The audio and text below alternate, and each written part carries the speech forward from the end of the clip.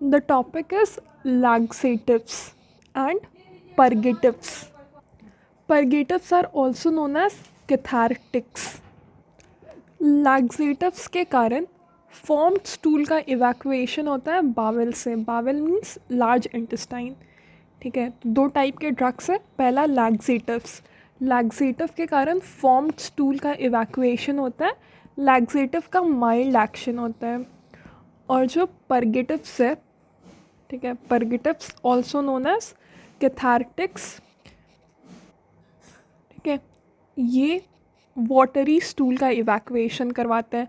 Laxative formed stool का evacuation और purgatives also known as cathartics watery stool का evacuation करवाते हैं. And they have strong action. Purgatives have strong action. ये जो टर्म्स है लैक्सेटिव, परगेटिव्स, कैथार्टिक्स, ये सब को हम इंटरचेंजेबली यूज़ कर लेते हैं काफ़ी time. Let's see the classification. Number 1, bulk laxatives. Bulk laxatives में we have dietary fibers like bran, methyl cellulose and ispagulla या also known as isabgol. ठीक है, bulk laxatives में dietary fibers है जैसे कि bran, methyl cellulose, ispagulla और isabgol. Ispagulla is also known as isabgol. Second category, stimulant और irritant laxatives. Stimulant और irritant laxatives जिसमें है बिसाकोडाइल, सोडियम पिकोसल्फेट, सेना एंड कैस्केरा. ये प्लांट पिगमेंट्स है, सेना और cascara सैग्रेडा. And we have lubiprostone and prucalopride. So these are stimulant and irritant laxatives. जिसमें we have bisacodyl, sodium picosulfate, sena cascara, lubiprostone and prucalopride. The third category is osmotic laxatives.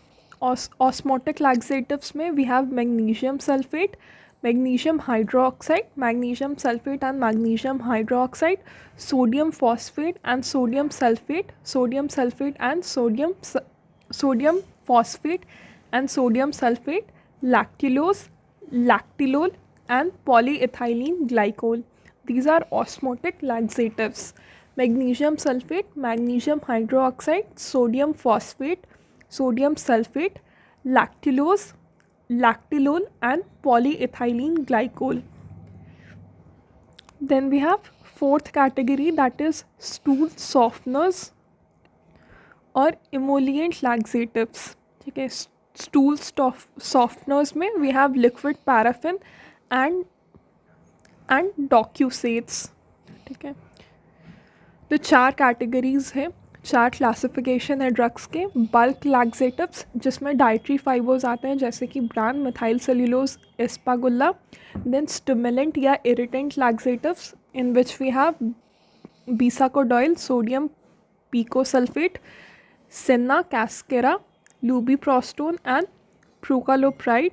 Osmotic laxatives like magnesium sulfate, magnesium hydroxide, sodium phosphate and sodium sulfate, lactulose, lactitol and polyethylene glycol. Stool softeners में we have liquid paraffin and docusades. The first category, that is bulk forming laxatives. ये indigestible होते हैं और hydrophilic substances होते हैं. They are indigestible and hydrophilic substances like bran, methyl cellulose, agar and ispagulla. Example of bulk forming laxatives: bran, methyl cellulose, agar and ispagulla. ये water को absorb करते हैं और स्वेलअप हो जाते हैं जिसके कारण स्टूल का जो बल्क है वो इंक्रीज़ हो जाता है. तो ये बल्क कैसे बनाते हैं? वाटर को एब्जॉर्ब करके स्वेलअप हो जाते हैं and this increases the bulk of stool जिसके कारण मैकेनिकल डिस्टेंशन होता है and so stimulate peristalsis and promote defecation. So distension के कारण, मैकेनिकल डिस्टेंशन के कारण पेरिस्टाल्सिस प्रमोट होता है, जिसके कारण डिफिकेशन प्रमोट होता है। It takes 1 to 3 days for evacuation of formed stool. ठीक है, ये फॉर्म्ड स्टूल को इवैक्यूएट करता है 1 से 3 दिन से। Ispaghula is obtained from the seed of plantago ovata. Ispaghula plantago ovata से ऑब्टेन्ड होता है। अगर हम बल्क परगेटिव्स ले रहे हैं, we need to ingest large amount of water. ठीक है, बल्क परगेटिव्स के साथ लार्ज अमाउंट ऑफ वाटर को लेना चाहिए, नहीं तो इंटेस्टाइनल ऑब्स्ट्रक्शन हो जाएगा। तो उस इंटेस्टाइनल ऑब्स्ट्रक्शन को अवॉइड करने के लिए बल्क लैक्सेटिव्स परगेटिव्स के साथ large amount of water should be ingested. Dietary fibres like pectin bind bile acid increase their excretion in feces and lower plasma LDL। ठीक है, ये जो पेक्टिन बाइल एसिड्स है, इससे एक्सक्रीशन इंक्रीज़ होता है उनका फीसेस में, और साथ ही साथ ये LDL के लेवल्स को डिक्रीज़ करते हैं। ये IBD के पेशेंट्स में यूज़ होता है। IBD के पेशेंट्स में fibre diet should be encouraged, but this is avoided and contraindicated in those with megacolon and megarectum। ठीक है, मेगाकोलोन और मेगारेक्टम के केसेस में इनको नहीं देना चाहिए। ठीक है, मेगाकोलोन और मेगारेक्टम के केसेस में नहीं देना चाहिए, IBD के केस में देना चाहिए। साइड इफ़ेक्ट इनका क्या है? Abdominal discomfort and flats. ठीक है, तो इसका एग्जांपल क्या है? ब्रांड मिथाइल सेल्यूलोज अगार इस्पागुल्ला। ठीक है, ये वाटर एब्जॉर्ब करके बल्क ऑफ स्टूल को इंक्रीज़ करते हैं, जिसके कारण मैकेनिकल डिस्टेंशन होता है, और ये पेरिस्टाल्सिस को स्टिमुलेट करता है, जिसके कारण डिफिकेशन प्रमोट होता है। ये फॉर्म्ड स्टूल के इवैक्यूएशन को प्रमोट करता है इन 1 to 3 days, और ये IBD के पेशेंट्स में एनकरेज्ड होना चाहिए, और मेगाकोलोन या मेगारेक्टम के केसेस में अवॉइड करना चाहिए। Discomfort, abdominal discomfort and flatus are the side effects of bulk laxatives.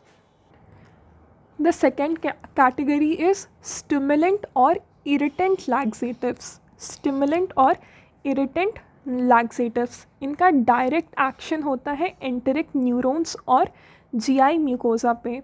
Stimulant और irritant laxatives have direct action on the GIT mucosa and the enteric neurons।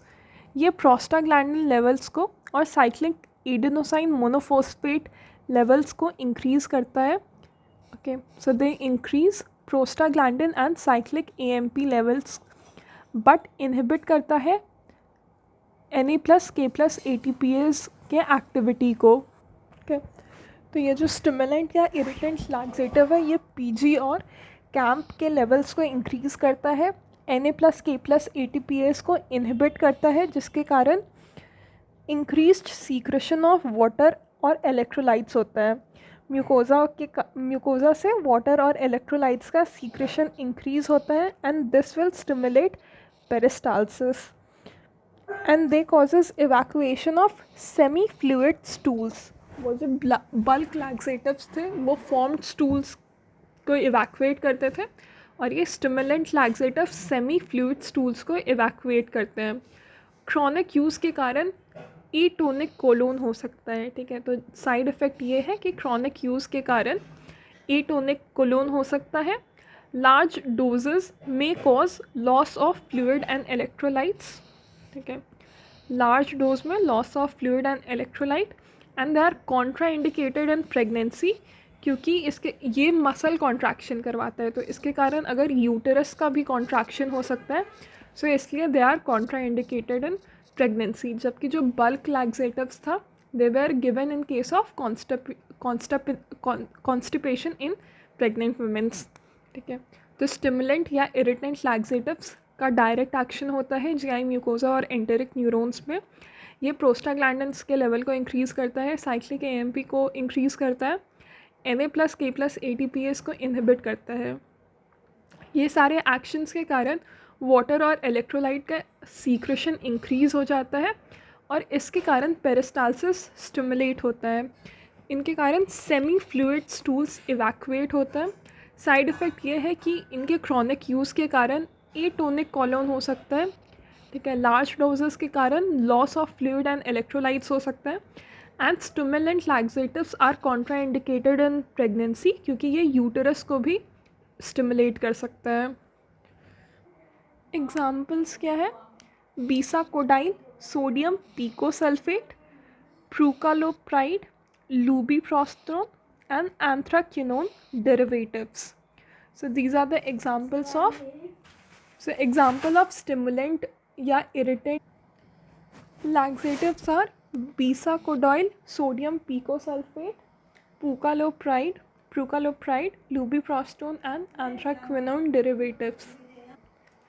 बीसाकोडॉयल का साइट ऑफ एक्शन होता है colon. ये दो forms में available है, या तो ओरल टैबलेट्स के फॉर्म में, जो ओरल टैबलेट्स है वो एंटेरिक कोटेड होता है, या फिर they are available as rectal suppositories. दो फॉर्म में अवेलेबल होते हैं bisacodyl, enteric coated oral tablets या रेक्टल सपोसिटरी। ओरल एडमिनिस्ट्रेशन में ये पुअरली एब्जॉर्ब होता है, ठीक है। बावल में जो एस्टरेजेस होते हैं उनसे ये एक्टिवेट होते हैं, they are activated by the esterases present in bowel. इसलिए ओरल एडमिनिस्ट्रेशन में 6 से 8 घंटे के बाद इसका इफ़ेक्ट आता है। इसलिए जो ओरल टैबलेट्स हैं उनको बेड टाइम पे देते हैं। ओरल टैबलेट्स का पुअर एब्जॉर्प्शन होता है और ये बावल में जाके एक्टिवेट होता है बाय द एक्शन ऑफ एस्टरेजेस, इसलिए 6 से 8 घंटे बाद इनका एक्शन आता है। That's why they are given at bed time. जो रेक्टल सपोजिटरीज़ है दे एक्ट रैपिडली, 1 घंटे के अंदर उनका एक्शन आ जाता है। इनका मैकेनिज्म ऑफ एक्शन क्या होता है? ये रेक्टल म्यूकोजा को इरिटेट करते हैं, ठीक है। वहाँ पे लोकल इन्फ्लामेशन कॉज कर देते हैं जिसके कारण मसल स्टिमुलेट होते हैं। ये बीसाकोडॉयल को हम कॉन्स्टिपेशन में यूज़ करते हैं, या फिर इससे हम बावल को एम्प्टी करते हैं before endoscopy, surgery and radiologic examinations like ultrasound. तो सर्जरी, एंडोस्कोपी या कोई भी रेडियोलॉजिकल इन्वेस्टिगेशन से पहले बावल को एम्प्टी करने के लिए वी यूज़ बीसाकोडॉयल। साइड इफ़ेक्ट क्या है? लोकल इरिटेशन कॉज करता है और इन्फ्लामेशन कॉज करता है। नाम से ही क्लियर है, इरिटेंट लैक्सेटिव्स है। So side effects में it will cause irritation, local irritation and inflammation. Sodium picosulphate एक स्टिमुलेंट परगेटिव है जिसको ओरली देते हैं बेड टाइम पे, ठीक है। इसका यूज़ क्या है? बावल को इवैक्यूएट करना बिफोर सर्जरी और colonoscopy. Sodium picosulfate stimulant purgative है which is given orally at bed time. इसका यूज़ क्या है? To evacuate the bowel before surgery और colonoscopy. Then we have prucalopride. Prucalopride एक प्रोकाइनेटिक ड्रग है, ठीक है। Prucalopride is a prokinetic drug. It is 5-HT4 agonist. It is useful in chronic constipations not responding to laxatives, and it increases colonic motility. So prucalopride is used in case of chronic constipation which are not responding to laxative. Prucalopride एक prokinetic drug है, it is 5-HT4 antagonist, और ये उन cases में use होता है which are not responding to laxatives. Prucalopride colonic motility को increase करता है। लूबिप्रोस्टोन एक पीजी एनालॉग है, ठीक है। यहाँ से वो नाम से क्लियर है कि ये एक पीजी एनालॉग है and this is used in chronic constipation and IBD. इसके कारण इंटेस्टाइनल सीक्रेशन इंक्रीज़ होता है। लूबिप्रोस्टोन पीजी एनालॉग है जो क्रोनिक कॉन्स्टिपेशन और इरिटेबल बाउल डिजीज़ में यूज़ होता है। It increases the intestinal secretion. The last is anthraquinone derivatives. The popular anthracene purgatives are Sina and Cascara. The popular anthracene purgatives are Sina and Cascara. तो anthraquinone derivatives जो popular है they are सीना and cascara. ये 6 से 8 घंटे में act करता है, इसलिए इनको बेड टाइम पे एडमिनिस्टर करते हैं ताकि 6 से 8 घंटे बाद दैट इज़ मॉर्निंग टाइम पे ये अपना इफ़ेक्ट शो करे। स्मॉल इंटेस्टाइन में पुअरली एब्जॉर्ब होता है, तो जो अनएब्जॉर्ब पोर्शन है वो कोलोन रीच करता है और वहाँ पे it is reduced by bacteria to anthrol. जो एंथ्राक्विनोन डेरिवेटिव्स है वो कोलोन में जाके बैक्टीरिया उनको रिड्यूस करता है एंथ्रॉल में। ये जो एंथ्रॉल है ये लोकली एक्ट करते हैं and they induce purgation. Anthraquinone derivatives should not be prescribed to lactating mothers as they are secreted in milk। ठीक है, एंथ्राक्विनोन डेरिवेटिव्स को लैक्टेटिंग मदर्स में नहीं देना है। क्यों? क्योंकि ये जो है ये मिल्क में सीक्रेट हो जाते हैं। ठीक है, तो इसलिए लैक्टेटिंग मदर्स में नहीं देना है। साइड इफ़ेक्ट्स क्या है? स्किन रैशेस है और black pigmentation of the colonic mucosa and discolouration of the skin of the urine. ठीक है, स्किन रैशेस होते हैं, यूरिन का डिस्कलरेशन होता है और कोलोनिक म्यूकोजा में ब्लैक पिगमेंटेशन हो जाता है। ठीक है, that is known as melanosis coli.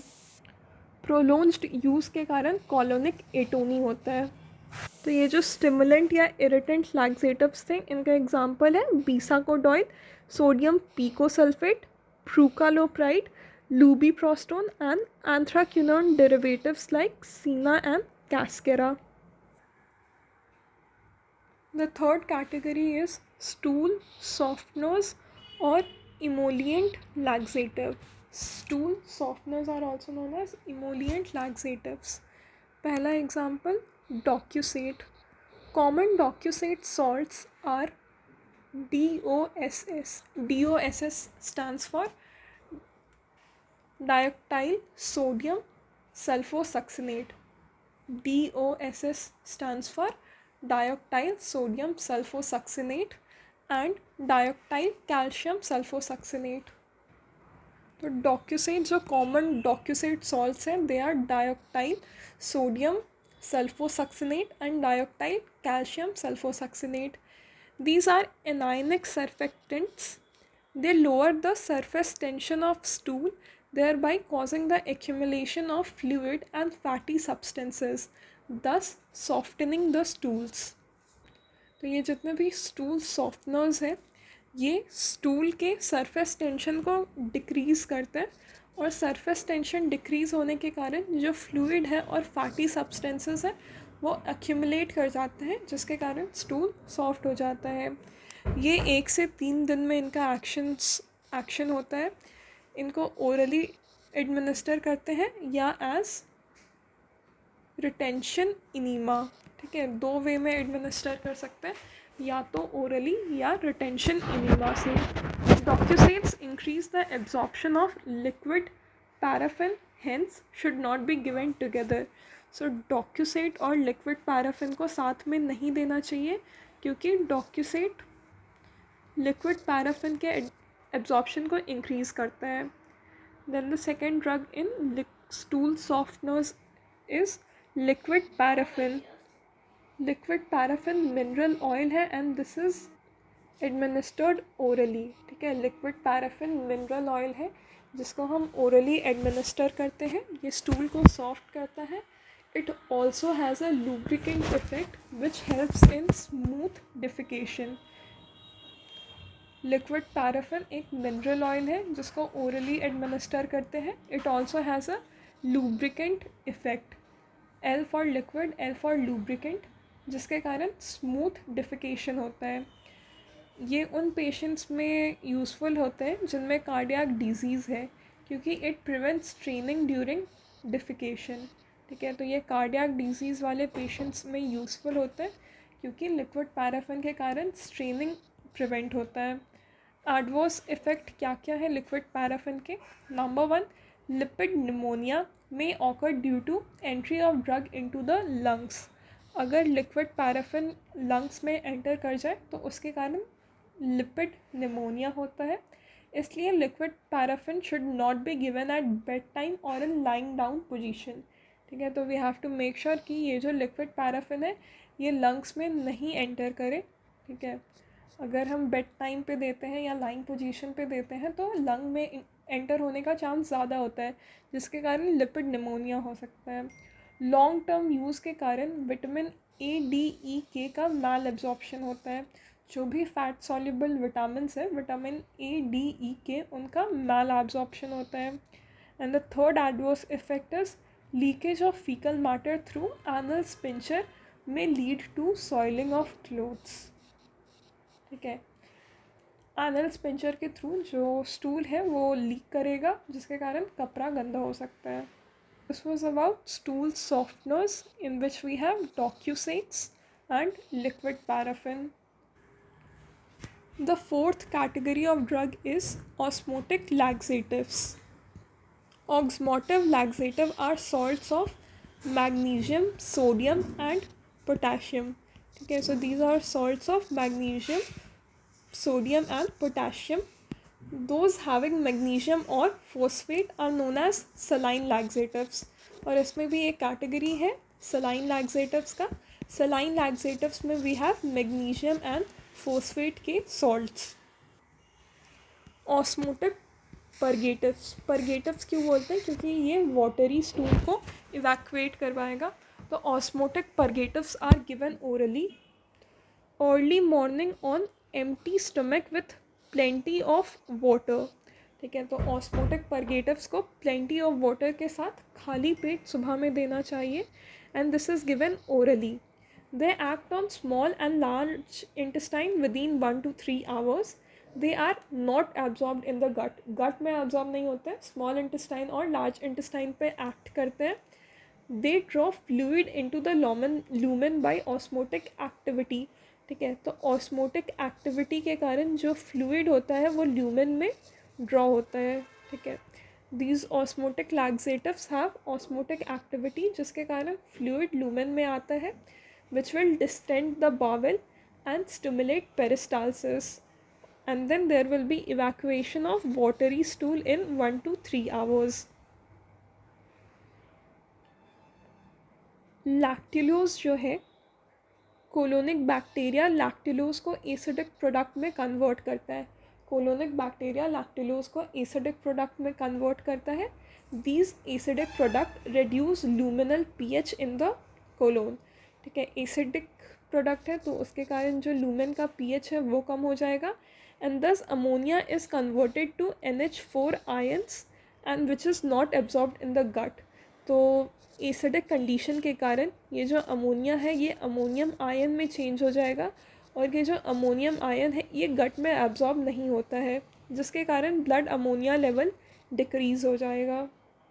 ठीक है, so this is the action of lactulose in hepatic coma.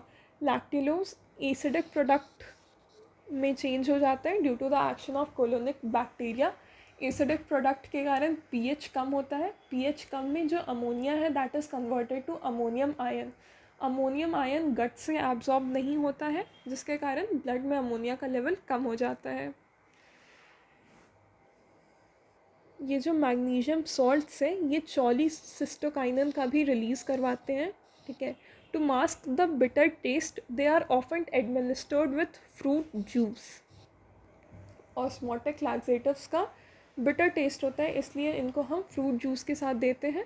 The important osmotic laxatives are magnesium sulphate और Epsom salt. Magnesium sulphate is known as Epsom salt. Magnesium hydroxide और milk of magnesium, sodium phosphate and lactulose. So example क्या है? पहला magnesium sulphate. Magnesium sulphate is also known as Epsom salt. Magnesium hydroxide is known as milk of magnesium, sodium phosphate and lactulose. इनको young children में avoid करना चाहिए और जो patients में रीनल फेलियर होता है उनमें भी अवॉइड करना चाहिए. इसके कारण CNS और कार्डियक डिप्रेशन हो जाता है. ठीक है, so these should be avoided in young children and patients with renal failure. young children और renal failure के केसेस में नहीं देना चाहिए क्योंकि इसके कारण CNS और कार्डियक डिप्रेशन होता है. ये जो सोडियम फॉस्फेट है it is commonly used orally for colon preparation before surgery and colonoscopy. इसका यूज़ क्या है? सर्जरी और कोलोनोस्कोपी के पहले इसको यूज़ करते हैं. ये सोडियम फॉस्फेट को हम एज इनीमा भी यूज़ कर सकते हैं. Sodium salt should be avoided in case of cardiac patients. ठीक है, सोडियम सॉल्ट्स कार्डियक पेशेंट्स में नहीं देने चाहिए. Then we have लैक्टिलोज.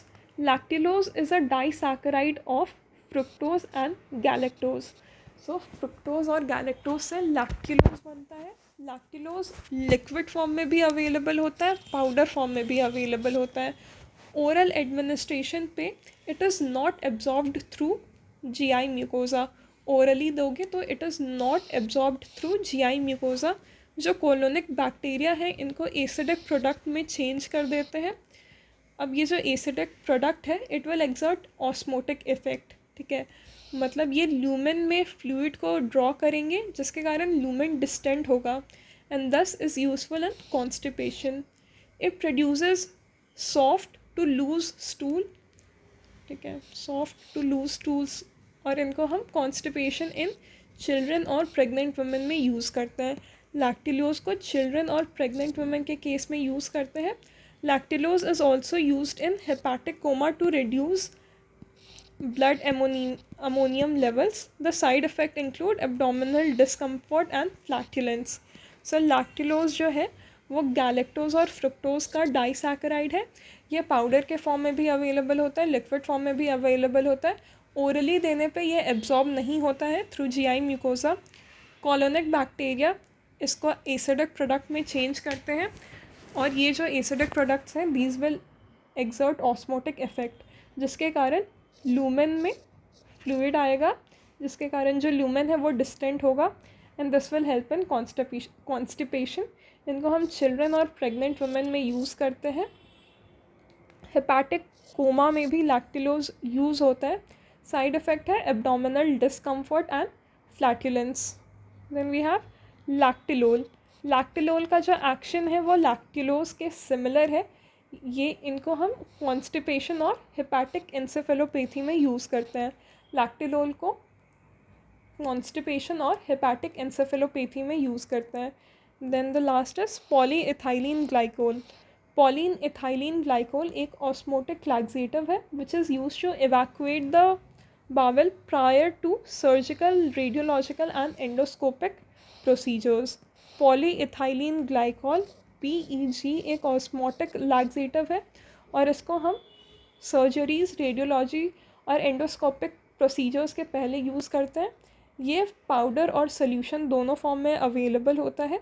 The powder should be mixed with water और fruit juice. This is the last topic, that is use of laxative with preferred preparation. Acute functional constipation, atonic या spastic में हम bulk laxative use करते हैं.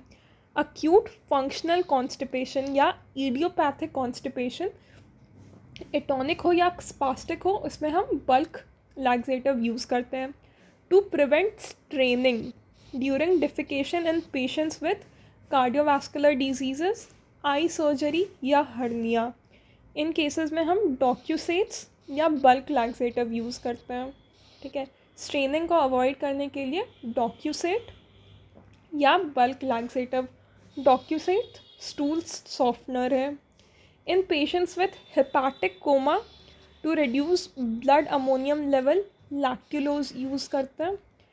Preoperatively in bowel surgery, colonoscopy, abdominal X-ray, इनमें हम osmotic laxatives या बीज़ाकोडॉइल use करते हैं. ठीक है, बावल सर्जरी के पहले या कोलोनोस्कोपी के लिए या एब्डोमिनल एक्सरे के लिए हम ऑस्मोटिक लैक्सेटिव्स या बीज़ाकोडॉइल यूज़ करते हैं. एंटी हेलमिंथिक इन्फेक्शंस के लिए हम सलाइन लैक्सेटिव यूज़ करते हैं, क्योंकि ये जो वर्म है उनको एक्सपेल कर देता है. सलाइन लैक्सेटिव्स को यूज़ करते हैं एंटी हेलमिंथिक इन्फेक्शंस के लिए. ठीक है, जैसे कि टीनिया सोलियम का इन्फेक्शन हो गया तो we will use saline laxatives, क्योंकि ये जो वार्म सेगमेंट्स हैं उनको एक्सपेल कर देगा. Drug poisoning, to wash out poisonous material from the gut, saline laxatives are use. ठीक है, पैरासाइट्स को रिमूव करने के लिए, एक्सपेल करने के लिए, या फिर किसी भी पॉइजनस मटेरियल को एक्सपेल करने के लिए we use saline laxatives. To treat constipation in children and pregnant women, lactulose. Okay, children और pregnant women में lactulose. Then we have the treatment of opioid induced constipation. Laxatives are the preferred drug for opioid-induced constipation.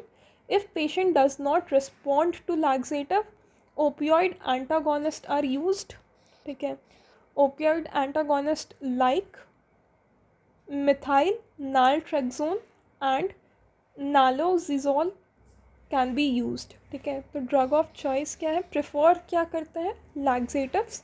But अगर laxative से response ना करें तो opioid antagonist use करते हैं, जैसे कि मिथाइल नालट्रेक्सोन सबक्यूटेनियसली देते हैं या नालोजिजोल ओरली देते हैं. They are peripherally acting mu opioid receptor antagonist. They are devoid of central effects used to treat opioid-induced constipation in cancer patient. ठीक है, एडवर्स इफेक्ट क्या होता है इनका, नोजिया, वोमिटिंग और डायरिया. ठीक है, तो ओपियोइड इंड्यूस्ड कॉन्स्टिपेशन में पहले हम लोग लैक्सेटिव प्रेफर करेंगे, पर अगर लैक्सेटिव को रिस्पॉन्ड नहीं करेगा तो ओपियोइड एंटागोनिस्ट यूज़ करते हैं, जैसे कि मिथाइल नालट्रेक्सोन हो गया जिसको सबक्यूटेनियसली देते हैं, और नालोजिजोल को हम ओरली देते हैं.